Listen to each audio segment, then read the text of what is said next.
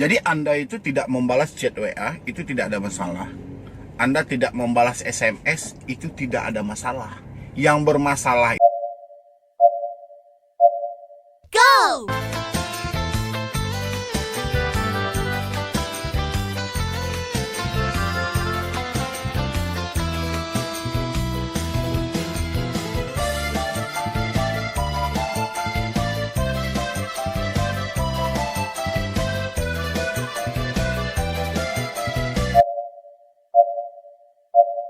Go!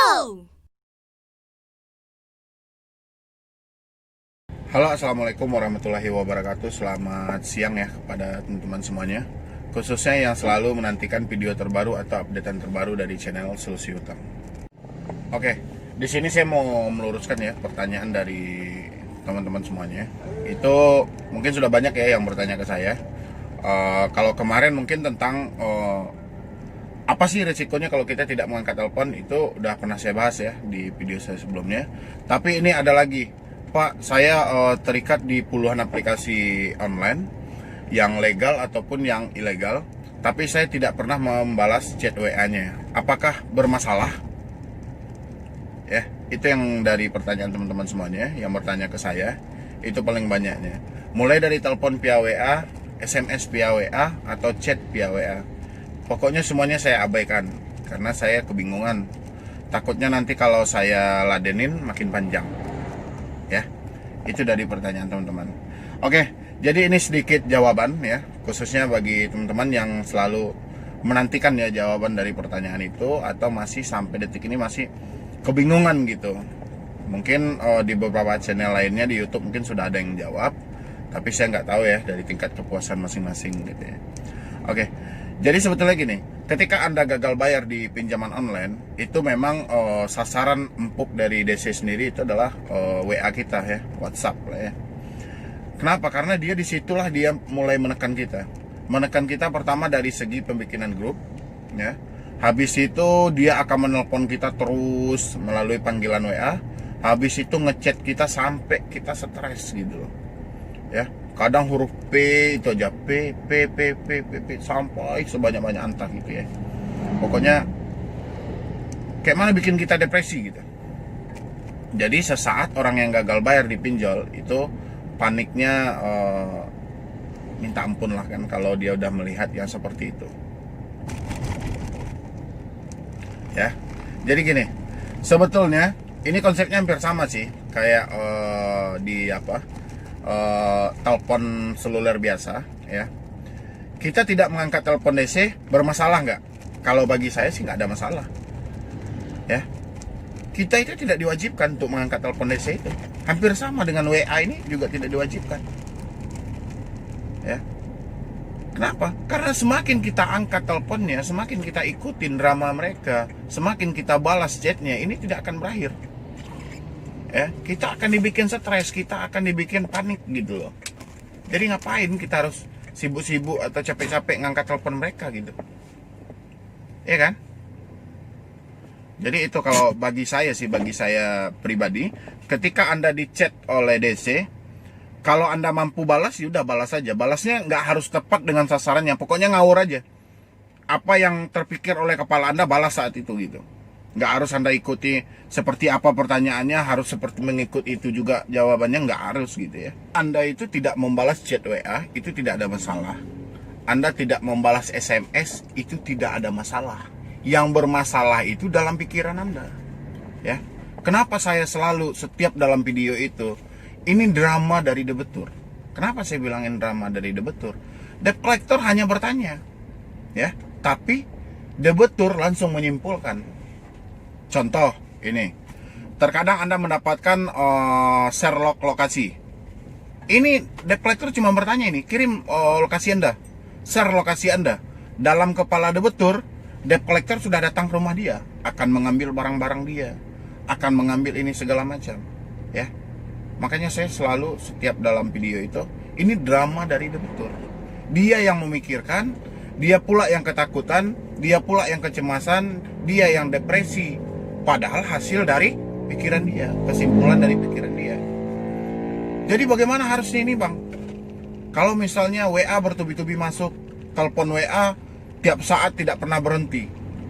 Dan saya tidak pernah membalas, saya tidak pernah mengangkat. Apa risikonya, Bang? Risikonya tidak ada. Ya. Risiko yang ada itu adalah munculnya nanti drama yang ada dalam pikiran Anda. Itulah risikonya. Apa yang dimaksud dengan drama itu, Bang? Ya seperti saya jelasin barusan. Anda yang memikirkan, Anda yang ketakutan, Anda pula yang kecemasan, Anda yang panik sendiri. Padahal debt collector cuma bertanya. Contohnya gini, Anda di chat, misalnya kan, selamat siang, kami dari aplikasi ini. Sekarang kami menuju ke rumah Anda. Tolong kirimkan lokasi Anda. Padahal dia masih duduk itu di kantor dia. Atau lagi duduk di emperan mana lah gitu, debt collector itu. Tapi kata debitur yang gagal bayar ini, debt collector akan datang. Langsung masuk chatannya ke saya. Pak, gimana nih Pak, saya dapat WA seperti ini. Debt collectornya mau datang ke sini. Dia udah minta alamat saya. Kalau saya, langsung saya kirim. Ini alamat saya. Kita buktikan datang apa tidak gitu loh. Ya. Ini ilegal ini. Yang biasa menekan-nekan seperti itu ilegal. Ya kan? Makanya saya bilangin, jangan ikuti drama Anda. Anda tidak mampu menjawab WA mereka, nggak ada masalah.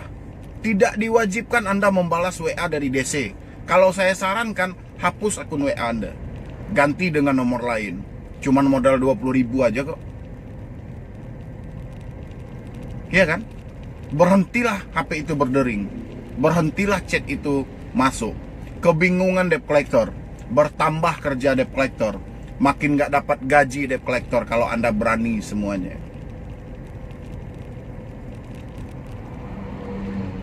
Ya. Ini Anda yang tidak balas WA, Anda yang tidak ngangkat telepon dari DC, Anda yang kecemasan, Anda yang ketakutan, bikin Anda panik sendiri. Gimana coba? Yang saya atasin ini, yang harus saya beri solusi sebetulnya itu pikiran Anda, bukan dari hutang Anda gitu loh.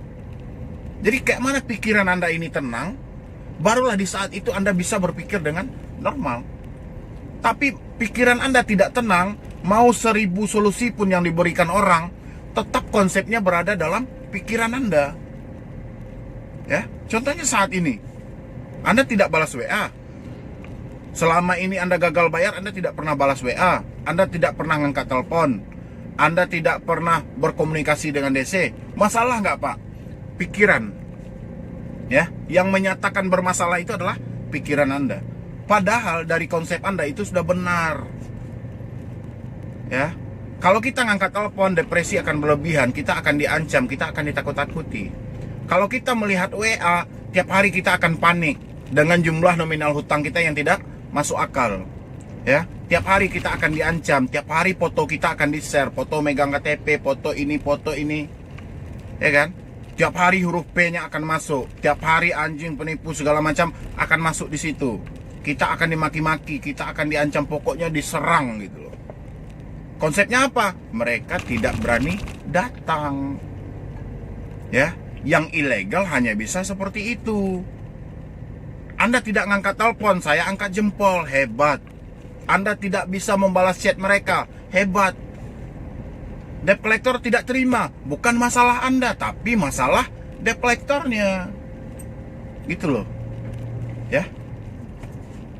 Makanya saya itu, yang sebetulnya setelah saya pelajari, saya pahami dari debitur ini, yang mereka butuhkan saat ini adalah kayak mana memberikan solusi pada otak mereka gitu loh, pada pikiran mereka, karena konsepnya rasa takut itu berada dalam diri dia gitu loh.